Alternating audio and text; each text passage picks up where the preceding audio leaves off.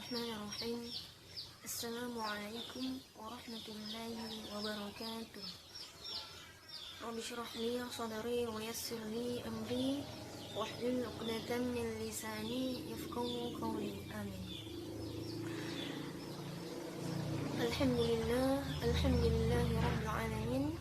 Wassalatu wassalamu ala asyrafil anbiya'i wal mursalin Sayyidina Muhammadin wa ala alihi wa ashabihi ajma'in, amma ba'd.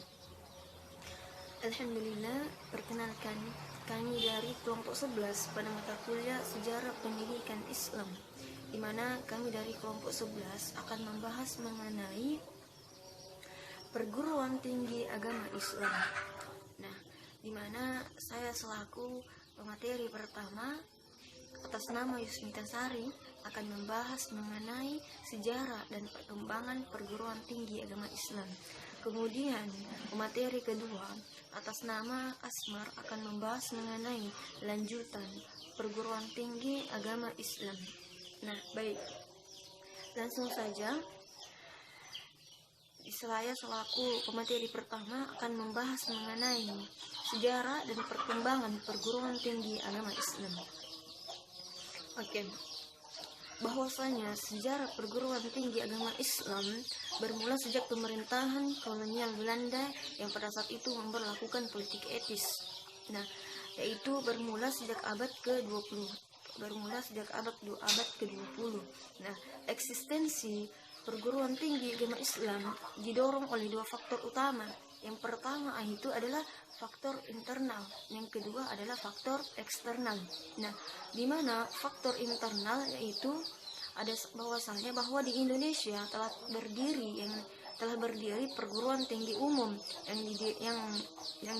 yang berdiri yaitu yang pertama ada tiga perguruan tinggi umum yang berdiri di Indonesia. Yang pertama yaitu adalah perguruan tinggi teknik yang berada di Bandung, yaitu yang berdiri pada tahun 1920. Kemudian yang kedua adalah ada perguruan tinggi hukum yang berada di Jakarta yang berdiri pada tahun 1920. Kemudian yang ketiga ada perguruan tinggi kedokteran yang berada di Jakarta yang berdiri pada tahun 1927.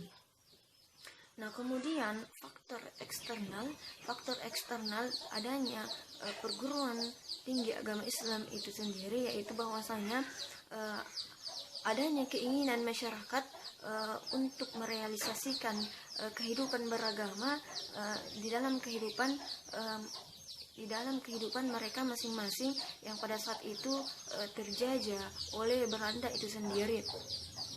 Karena adanya pengaruh ide-ide pembaharuan dari pemikiran Islam ke Indonesia. Kemudian keinginan umat Islam untuk mendirikan sebuah perguruan tinggi pertama kali disuruhkan oleh Dr. Satiman Wirosanjoyo. Dr. Satiman Wirosanjoyo itu dalam Pedoman Masyarakat nomor 15 tahun 1938. Itu dimana pada saat itu beliau pernah melontarkan tentang gagasan pentingnya sebuah lembaga pendidikan agama Islam dalam upaya mengangkat harga diri kaum muslim yang pada saat itu dijajah oleh pemerintah Hindia Belanda. Nah, kemudian alhamdulillah pada saat tersebut kemudian yaitu tepatnya pada tanggal 8 Juli 1946 gagasan tersebut terwujud, yaitu ketika Sekolah Tinggi Agama Islam atau biasa dikenal dengan STI berdiri di Jakarta yang dimana dipimpin oleh Profesor Abdul Kahar Muzakir sebagai realisasi sebuah yayasan, yaitu Badan Pengurus Sekolah Tinggi Agama Islam yang dipimpin oleh Dr. Andes Muhammad Hatta sebagai ketua dan Muhammad Natsir sebagai sekretaris, di mana tujuannya adalah untuk menghasilkan seorang mahasiswa yang intelektual, yaitu mereka yang mempelajari ilmu agama secara mendalam dan luas. Nah, serta agar supaya mahasiswa tersebut mempunyai pengetahuan umum yang perlu dalam masyarakat modern yang akan mendatang nantinya. Nah, kemudian kurikulum yang digunakan pada saat itu mengikuti kurikulum Fakultas Usuluddin, yaitu yang berada di Universitas Al-Azhar Kairo, Mesir. Nah, tetapi setelah itu karena adanya agresi militer Belanda, maka pada saat itu STI Sekolah Tinggi Agama Islam tersebut ditutup sehingga 7 ibu kota negara pindah dari Jakarta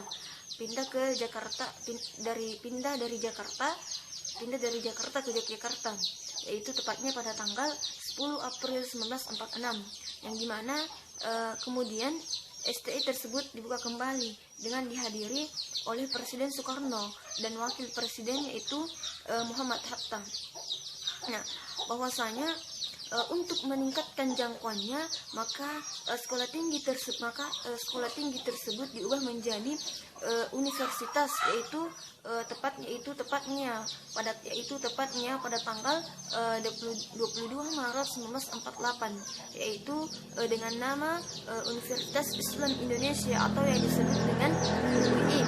Nah, dengan 4 fakultas, pada saat itu diberi nama Universitas Islam Indonesia, yaitu UUI, yaitu dengan adanya 4 fakultas, yaitu Fakultas Agama, Fakultas Hukum, Fakultas Ekonomi, dan Fakultas Pendidikan. Nah, kemudian dengan keluarnya peraturan pemerintah nomor 34 tahun 1950, maka Fakultas Universitas Islam Indonesia tersebut diserahkan ke Kementerian Agama Republik Indonesia. Nah, setelah pada saat itu adanya pengakuan kedaulatan Indonesia secara internasional. Pada saat itu pemerintah mendirikan perguruan tinggi agama Islam yang diambil dari Fakultas Agama Universitas Islam Indonesia, yaitu Yogyakarta, yaitu yang berdasarkan pada peraturan pemerintah nomor 34 tahun 1950. Nah, pada saat itu penetapan perguruan tinggi agama Islam sebagai perguruan tinggi negeri diresmikan, yaitu tepatnya pada tanggal 26 September 1951 dengan jurusan dakwah, qadha, dan tarbiyah. Nah, kemudian sejak saat itu dinamika dan perkembangan pendidikan tinggi agama Islam kemudian dimulai, yaitu setelah terbentuknya Sekolah Tinggi Agama Islam yang berubah menjadi Universitas Islam Indonesia. Nah, di mana perkembangan berikutnya yaitu Fakultas Agama Universitas Islam Indonesia yang kemudian dinegrikan menjadi perguruan tinggi agama Islam. Kemudian pada fase berikutnya muncullah IAIN dan STAIN. Selain itu muncul pula pendidikan tinggi agama Islam swasta, baik berbentuk universitas, institut maupun sekolah tinggi. Baik, mungkin itu yang sempat saya sampaikan mengenai sejarah dan perkembangan perguruan tinggi agama Islam. Selanjutnya saya serahkan kepada pemateri kedua untuk melanjutkan materi mengenai perguruan tinggi agama Islam. Bismillahirrahmanirrahim. Assalamualaikum warahmatullahi wabarakatuh. Perkenalkan, nama saya Asmar dari kelompok 11 yang akan memaparkan materi kami tentang perguruan tinggi agama Islam pada bagian C dan D. Langsung saja. C. Eksistensi perguruan tinggi agama Islam di Indonesia. Pendidikan agama Islam sebagai salah satu pendukung utama sistem pendidikan nasional dalam rangka meningkatkan kualitas manusia yang memberi warna bagi peningkatan iman dan takwa atau disebut dengan intak. Nah, dalam upaya mengimbangi kemajuan ilmu pengetahuan dan teknologi atau disebut dengan IPTEK. Selanjutnya, adapun beragamnya corak pemikiran keagamaan yang berkembang dalam sejarah di Indonesia, dari Islam yang bercorak sufistik, tradisional, sampai dengan revivalis dan modernis hingga postmodernis. Selanjutnya, dengan jelas mempengaruhi kekayaan khazanah keislaman.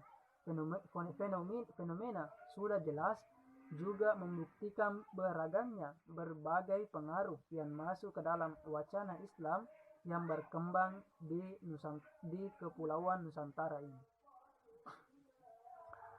Adapun persoalan penting terkait keberadaan perguruan tinggi Islam saat ini adalah bagaimana perguruan tinggi Islam di Indonesia memposisikan dan memerankan dirinya dalam setiap perubahan dan tantangan-tantangan masa kini dan pada masa yang akan datang.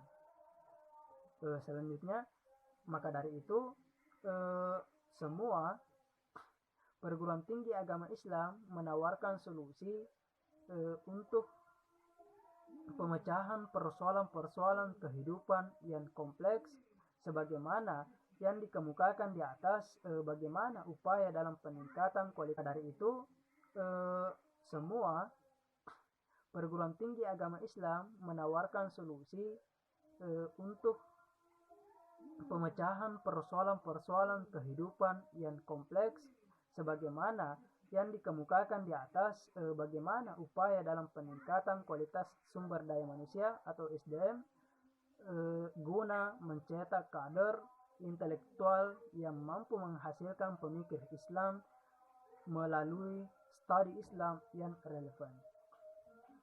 Selanjutnya, D. PTAI berkontribusi dalam pendidikan Indonesia terkait dengan perguruan tinggi, khususnya perguruan tinggi agama Islam. Kementerian Agama melalui Ditjen Pendis telah mengeluarkan kebijakan, yaitu program dan strategi pelaksanaan kegiatan pendidikan Islam pada tahun 2010 sampai tahun 2014.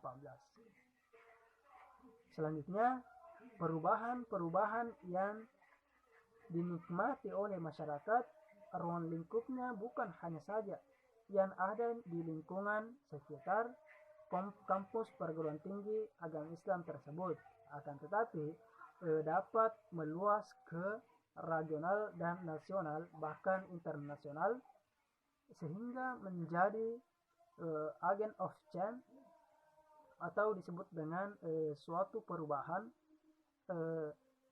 meningkat menjadi pemimpin perubahan yang disebut dengan leader of change. Nah, inilah salah satu indikator kebermaknaan salah satu perguruan tinggi yang dapat membuat masyarakat mampu bertahan atau survive dalam 97 menghadapi berbagai tantangan hidup yang setiap hari semakin berubah, semakin berat saja. Nah, itulah yang sempat saya paparkan. Lagi kurangnya mohon dimaafkan. Wabillahi taufiq wassaada. Assalamualaikum warahmatullahi wabarakatuh.